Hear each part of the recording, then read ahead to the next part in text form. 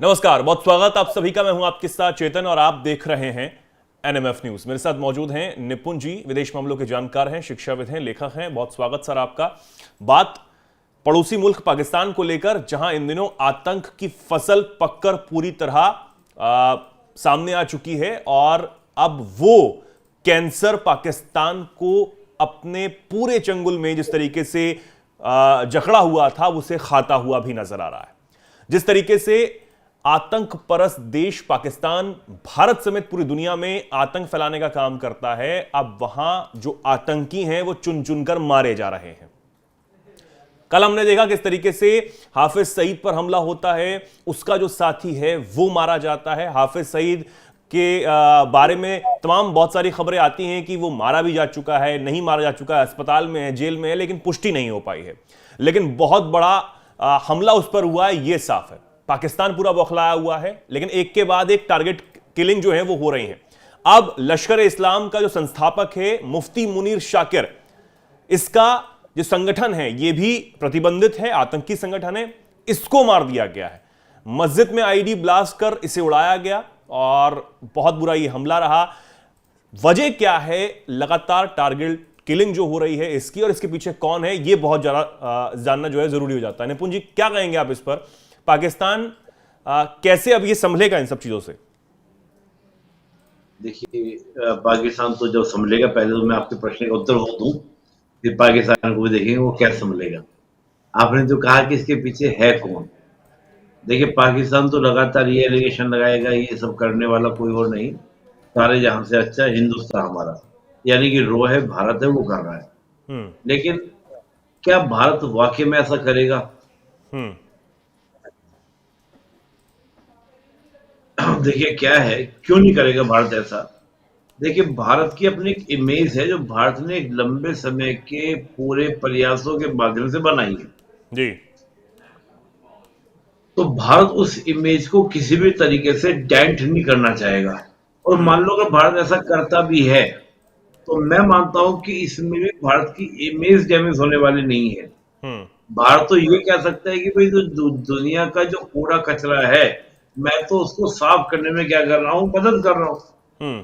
भाई आतंकवादी किसके सगे हैं? अगर ये आतंकवादी नहीं था तो अगर आतंकवादी सिविलियंस को मारे बात अलग थी, एक टेररिस्ट को मारा जा रहा है तो इसमें तो मुझे लगता है किसी को कोई आपत्ति होनी भी नहीं चाहिए। किसी तभी पाकिस्तान इस मामलों में चू भी नहीं कर रहा है, जो भी नहीं कर रहा है। कि अगर वो कहेगा तो फिर पूरा रिकॉर्ड खंग लेगा भाई कौन था, किसको मार दिया गया, क्या था ऐसा, फिर निकल कर आएगा उसके पास तो ये हत्या का आरोप है, यहाँ बम ब्लास्ट का सब। तो पाकिस्तान इस तरह के मामलों में ज्यादा इसलिए नहीं कर रहा, पहली बात। दूसरी बात, देखिए मैं एक बात मतलब प्रैक्टिकल बात आपको समझने का प्रयास कीजिएगा। हम लोग तो चेतन जी कई बार आईआर के मुद्दों पर, इंटरनेशनल रिलेशन के मुद्दों पर हम बात कर चुके हैं। इंटरनेशनल पॉलिटिक्स का एक सिंपल सी थ्योरी होती है, वो होती है गिव एंड टेक की थ्योरी, लेन देन की थ्योरी। आज हम बलूच की बात करें या टीटीपी की बात करें या अफगानिस्तान में बैठे तालिबान की बात करें, इन तीनों के सामने एक ही मकसद है। एक मकसद लेके क्या चल रहे हैं कि हमें वर्ल्ड का रिप्रेजेंटेशन मिले as a government, as a normal actors के रूप में, ना कि एक टेररिस्ट के रूप में हमको रिप्रेजेंटेशन मिले।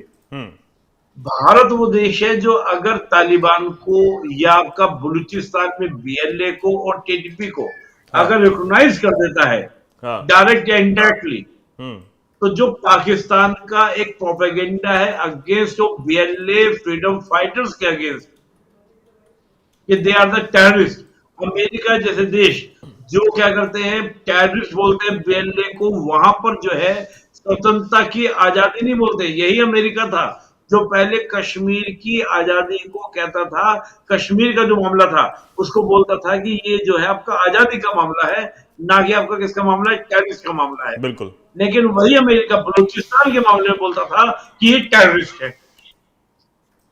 तो अमेरिका को जवाब देना भारी हो जाएगा अगर इंडिया क्या कर दे, रिकॉग्नाइज कर दे। उनकी जनता उनसे पूछेगी अमेरिकन से, भाई तुम ऐसे देश को सपोर्ट कर रहे थे जो टेररिज्म को सपोर्ट करता था। तो मामला इतना सिंपल नहीं, मामला बड़ा पेचीदा है इन सभी देशों के लिए।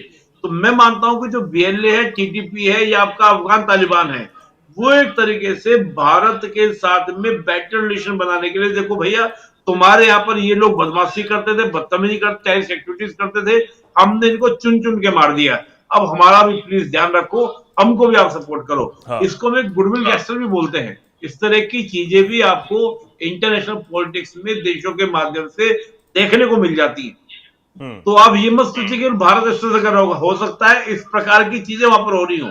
और जो ये प्रकरण पूरा मुफ्ती मुनीर साकिर वाला मामला है, यहां तो मैं देख रहा हूं कि जिस प्रकार की रिपोर्ट आ रही है कि खुद एजेंसीज जो थी, एजेंसीज ने ही दूसरी पार्टी को मदद की इनको मारने में। इनका बेटा इस बात को कह रहा है, यानी कि आईएसआई ही इनकी जान की दुश्मन बनी हुई है। इनकी जान की दुश्मन बनी हुई थी। जो उनका बेटा जो जैसे एलिगेशन लगा रहा है कि उनका बेटा कह रहा है कि आईएसआई की लापरवाही से मारे गए हैं। अब आप सोचिए, आईएसआई की लापरवाही से वो कह रहा है, खुल कर कह रहा है, ओपनली कह रहा है, तो ये तो बात समझ में आ गई कि टेररिस्ट और आईएसआई के बीच में क्या एक लिंक है। मैंने एक मूवी देखी थी बहुत समय पहले, आप भी कभी समय मिले देखिएगा, मैं सब दर्शकों को बोलूंगा। सन्नी देओल साहब की मूवी थी द हीरो। उसमें सनी देओल साहब थे, प्रीति जिंटा जी थी और प्रियंका चोपड़ा जी थी। उन सब ने बड़ी शानदार मूवी बनाई थी। उसमें पूरा एक नेक्सस दिखाया गया था आईएसआई का, ये टेररिस्ट ग्रुप्स का, इसके अलावा पाकिस्तान की आर्मी का और पाकिस्तानी पॉलिटिशियंस का पूरा एक नेक्सस को मूवी के अंदर दिखाया गया था। वो नेक्सस को उनका बेटा जो भी आपका ये मुफ्ती मुनीर जो है, इनका बेटा वो कह रहा है कि आईएसआई की वजह से ये मारे गए हैं और आईएसआई ने दूसरी पार्टी को क्या किया, मदद की है। हाँ। वो कहते हैं ना कि प्रत्यक्षम किम प्रमाणम, हमारे ऊपर कैसा आप एलिगेशन लगा पाओगे। तो बात ये है। तो मुझे लगता है कि पाकिस्तान अब एक रीजनल जैसे होता है ना, लेकिन सबसे बड़ी बात है, अब पाकिस्तान को चिंता तो इस बात की है कि चलिए ठीक है, अब ये तो सही है कि इसमें आपस में ही ये लोग एक दूसरे को मारते हुए नजर आ रहे हैं, लेकिन फिर ये अज्ञात बंदूकधारी और ये और वो ये चीजें तो इस्तेमाल पाकिस्तान की तरफ से की जा रही है। पाकिस्तान तो अपने आप को बहुत बड़ा दावा करता है कि वो बहुत अच्छा देश है, उसकी पाकिस्तानी आर्मी जो है वो बहुत अच्छी है, बहुत अच्छे अच्छे उन्होंने गाने भी बनाए हुए हैं अपनी आर्मी पर। अब वो बैच जो लगाते हैं वो पता नहीं कौन सी जंग में जीते हैं जो लगाते हैं, वो तो आज तक किसी को समझ नहीं आ पाया। लेकिन फिर भी अज्ञात बंदूकधारियों को पकड़ क्यों नहीं पा रहे? पकड़ लीजिए, बताइए कौन है। देखिए, इसको हम लोग कहते हैं, एक हम लोग वर्ड यूज करते हैं, टर्मिनोलॉजी यूज करते हैं, फेल्ड स्टेट। फेल्ड स्टेट का मतलब ये होता है कि जिसका पूरा एडमिनिस्ट्रेशन क्या होता है, फेलियर हो जाए। भाई आप सोचिए, अभी मुझे याद है फजूल रहमान एक सांसद हैं पाकिस्तान के, वो पार्लियामेंट में ये कहते हैं कि अफगानिस्तान का 80 to 90, वो बलूचिस्तान का 80 to 90% एरिया ऐसा है जहां पर पाकिस्तान की पुलिस छोड़ो आर्मी तक जाने को तैयार नहीं। आप सोचिए, अभी जो ये हमला परसों जो हमला हुआ बस के ऊपर, पहले एक बस को उड़ाया, बाकी बसों के ऊपर आपका क्या हुआ, गन से फायरिंग की गई। आप सोचिए किस प्रकार से वो आए होंगे और सैकड़ों की तादाद में आके घेर के गोलियां मारकर फिर वापस चले गए।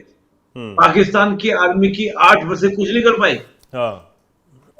आपकी ट्रेन हाईजैक कर ली जाती है, आप कुछ नहीं कर पाते हैं। आपके ग्वादर पे अटैक कर देते हैं, आप कुछ नहीं कर पाते हैं।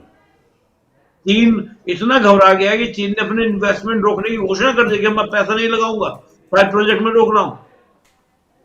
बिल्कुल जैसी ताकत जल गई।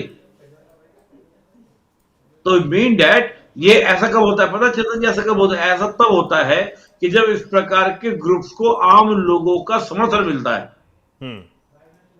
ये आम लोगों के समर्थन के बगैर नहीं हो रहा है। जो कॉमन सिविलियंस है उनके समर्थन के साथ ये चीजें होती हैं, तभी इतना अग्रेसिव स्टेट आपको देखने को मिलता है। यानी कि अब बलूचिस्तान जो है, बलूचिस्तान में रह रहे बलूची अब बेहद तंग आ चुके हैं और वो सिर्फ यही चाहते हैं कि पाकिस्तान से जो उनका अवैध कब्जा है, पाकिस्तान का जो अवैध कब्जा उन पर है, उसको किसी भी सूरत में हटा लिया जाए। पाकिस्तानी आर्मी को इस बात को समझना होगा और असीम मुनीर जो अब तक मुंह सिले बैठे हुए हैं, उनको कहीं ना कहीं ये बयान अब देना होगा कि भैया कुछ नहीं हो पा रहा है। और जो वो बौखलाहट पाकिस्तानी आर्मी में और वहां की हुकूमत में है, वो साफ अब नजर आ रही है। हालांकि निपुण जी, ये भी कहा जा रहा था कि बहुत जल्द जब ट्रेन हाईजैक हुई तो उसके बाद बलूचिस्तान में सैन्य हमले जो है वो पाकिस्तानी आर्मी करने जा रही है, बम बरसाए जाएंगे, लेकिन उसके बाद बस अटैक हो गया। उसके बाद उसी शाम को ग्वादर पोर्ट पे अटैक हो जाता है। हालांकि ये साफ नहीं हुआ कि बीएलए इसके पीछे है कि नहीं, लेकिन फिर भी एक के बाद अटैक होना, उधर टारगेट किलिंग होना, उधर टीटीपी होना, मतलब पाकिस्तान सिर्फ कुचल रहा है और कुछ नहीं हो रहा। देखिए, सिंपल सा एक ही मोटिव है बीएलए का कि पाकिस्तान को सांस नहीं लेने देना है, सेना को सांस नहीं लेने देना है। और ये जो आप कह रहे हैं ऑपरेशन, तो 1 महीने पहले घोषणा की थी पाकिस्तान ने कि हम एक ऑपरेशन चलाएंगे और सारे जो बीएलए या टीडीपी है उन कल टीडीपी का शुरू भी कर दिया है कल ऑपरेशन। मैं भूल गया आपका बसत करके क्या नाम है, ऑपरेशन बसत उन्होंने लॉन्च किया है कि हम जाके खैबर पख्तूनख्वा टीडीपी को सफाया कर देंगे। और बीएलए का कि सब कह रहे हैं 1 महीने पहले उन्होंने घोषणा की थी कि हम ऑपरेशन स्टार्ट करेंगे, उसके बाद ये घटना लगातार हो रही है। तो मुझे लगता है कि बीएलए जो है एकदम रेडी है कि अब हमको पाकिस्तान को सांस लेने का भी समय नहीं देना है कि वो कोई पॉलिसी बना पाए।